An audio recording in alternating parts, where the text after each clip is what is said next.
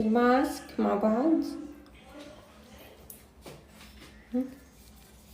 هذا اللي عم قلكم هيك انه هو عبارة عن ماسكين، يعني فيه كمية لمرتين. يلا نحط منه. مشكلته لهدول لونه اورنج، شوفوا بيعبي الدنيا شكله. مشكلته لهذا البيل اوف ماسك انه بيعبي الدنيا، هي مشكلته. فرح احاول ما اعبي بيجامتي شوي شوي. شو ريحته؟ ريحته برتقال على فيتامين سي، مثل الرسمة. ما توقعت يكون هيك، بس انا ما بعرف، خلوني هنا حاطين الفتحة من النص، فهيك يعني كتير صعب. شكله لونه فاقع. حاولوا تخلوا الطبقة رقيقة منشان وقت تجوا تشيلوه ينشال معكم بسهولة.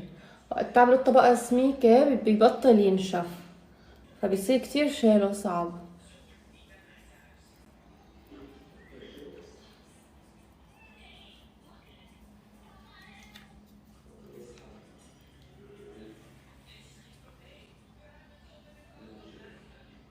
هسه حالي عم بداني مربى مربى المشمش كان عم بداني مربى المشمش هيك لونه وريحته هيك فيتامين سي، يعني خلص جيبوا مربى المشمش ودهنوه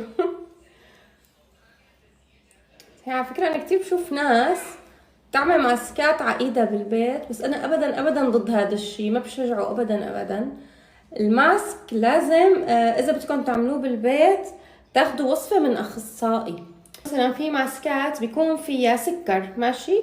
هذا السكر ما بصير تجوا هيك تحطوا على كيفكم وتحطوا معلقة سكر وعسل ومدري ايش. هذا الشيء لازم يكون بمقادير نظامية والا بتخرب بشرتكم. يعني مثل الطبخة، شلون الطبخة ما فيكم تحطوا اي مقادير على التعيين، والماسك نفس الشيء، لازم تكونوا اخذين وصفة من حدا عن جد يعني فهيم بالبشرة، والا بتأذوا بشرتكم. يعني مثل ما بتلاحظوا وقت بنعمل ماسك بالبيت او مو ماسك، تقشير بالبيت، بيكون المقشر دوما فيه حبيبات لا تذكر، ما بتحسوا فيها بايدكم من كتر ما هي ناعمه. بينما السكر كتير حبيباته خشنه فبيأذي البشره، فما بصير تحطوا على البشره هيك انه شي حبيباته خشنه لهالدرجه. فانا ما بفضل الناس تعمل الماسك بالبيت. بفضل اذا بدكم تعملوه بالبيت تجيبوا كتاب لحدا مختص بالماسكات وكاتب الوصفة، مثل ما بنجيب كتاب للطبخ. الماسك نفس الشيء لبشرتنا، لازم تكون الوصفة مضمونة ومجربة من حدا خبير بشرة وإلا على بشرتكم السلام. وهلأ بهالعصر ما بعرف، بحس مليان ماسك. أبدا أبدا، إلا إذا مثل ما قلت لكم وصفة من حدا خبير بشرة. صار ماسكات بالسوق، وفي الرخيص وفي الغالي وفي كل شيء، ما بقى انه في داعي نعمل بالبيت فانا ما بشجعكم تعملوا بالبيت وصفة. هلا بس عملت هيك خلص رح اوقف. ايدي هاي صارت كلها اورنج كلها دبق وبرتقال، مربى البرتقال هلا رح اغسل ورح نتركه لبين ما ينشف، لبين ما تحسوه هيك انه قلت لكم مع وش المونستر وش الرعب. يلا هلا احلى فقره واكثر فقره بحبها اللي هي وقتنا نشيل الماسك. لا يمكن كانه كان بده شوي اكثر. اليوم يوجعني، لا اليوم مو مثل كل مره. يلا بسم الله. هو نشف خلص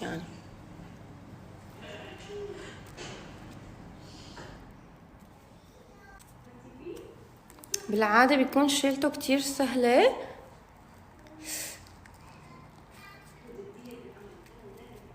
بس هذا من الأنواع يلي بتعذب.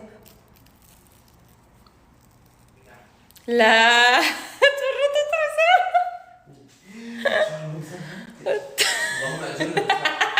ارتعب تورطت. بالعادة الماسكات اللي بستخدمه بعمل هيك بكل سهولة، بتشوفوني بيكون كتير سهل شيلته، بس هذا بيوجع، ما عم بقدر شيله والله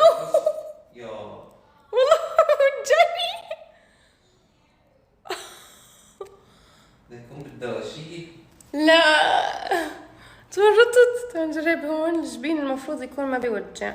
مي وصابون. مي وصابون شو بيدوبوا؟ هذا ما بيدوب، خلاص تحول لقشرة يعني. ما بنشل. هون ما في شي نشفان اصلا لاشيله. بيوجع. هذا شو اللي حواجبي. يا ان شاء الله جاي على حواجبي. جاي شوي. امبارح كنت لسه عم بمدح بماسكات المانيا، عم بقول احسن من الكوري، احسن من الماسكات الكوري. والله من المانيا جبتوت. شوي شوي عشان ما يوجعني ولا اعمل هيك صحبه واحده. وجع مره واحده احسن من وجع 1000 مره. لا انا بحياتي ما اشتريت ماسك بيوجع هيك. عن جد هي اول مره. هاي اول مره بشتري هيك ماسك. عندي كتير منه هاد الماسكات يلي انه بتدهنوه بعدها بتشيلوه، ولا مره اشتريت واحد هيك بيوجع. يبكي. طب هي دليل انه كويس. دليل انه كويس. شلي وشي كله هينك. شيل كل شيء هذا. شال كل شي. شلي حواجبي. بس هاي شو هاي اسهل منطقة لانه الجبين يعني الصلب يعني. لا لازم معناتها شيله هيك. هيك حسيت احسن. والله شال كل شي. جبيني سوري. طلع عروق جبيني، حتى عروقي طلعت. بشرة جديدة طلع لي.